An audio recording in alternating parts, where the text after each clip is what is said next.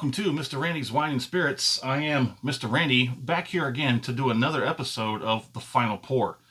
Now, if you're new to the channel, hello and welcome. For those of you returning, welcome back. You know how it goes. So, what is The Final Pour? Well, The Final Pour is the third and final part of the whiskey review process in which Mr. Randy does. So, part one is off the rip. I get the bottle home, crack it open, have my first pours with my first impressions. Then the second part is the full review. I wait till the bottle gets about halfway. Then we review it. I give it a time to open up, mellow out, see if the characteristics change. Does it get better? Does it get worse? Third part is, after many weeks, we get down to the last pour or two, and we go ahead and see if the end of the bottle is beginning or gets as good as the beginning or the middle. So this is the Glenlivet 12. It is a single malt Scotch whiskey. This is a double oaked. Nice pour. All right, go ahead and let her all out. Oh, she's gonna. Well, that's how it goes with the final pours. You never know exactly how much you're gonna get. This is it's a little more than I would have in one pour, but the color seems to hold true. That is a nice Scotch color. It is a nice light golden brown straw, even. It still retains that beautiful, fruity, juicy, honey nose. It seems to have turned just a slight bit, but not too bad. Still pretty good. This is definitely one of the lighter and sweeter, fruitier sides, but let's get on the palate.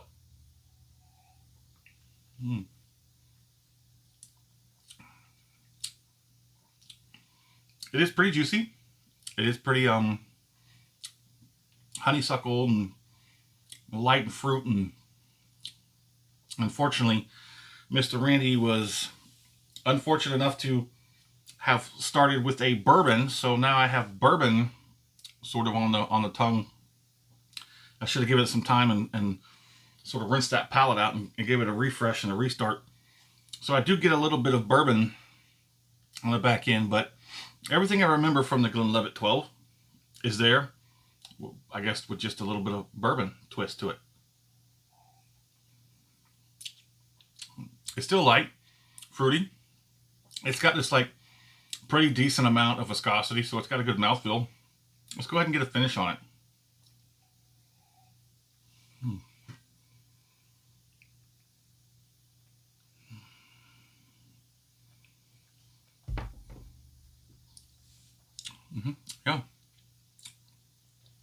Yeah.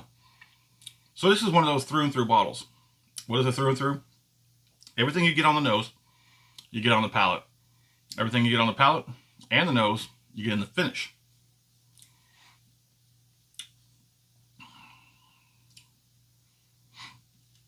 It's got this well-roundedness to it that it's everywhere, and it doesn't change, it doesn't evolve, you don't get something different, or at least this is in Mr. Randy's opinion. Everything you get on the nose, you get on the palate. Everything you get on the palate, you get on the finish. Nothing overwhelming, nothing overbearing, nothing offensive. This is all pretty nice. But some people don't like nice. Some people like that harshness of bourbon.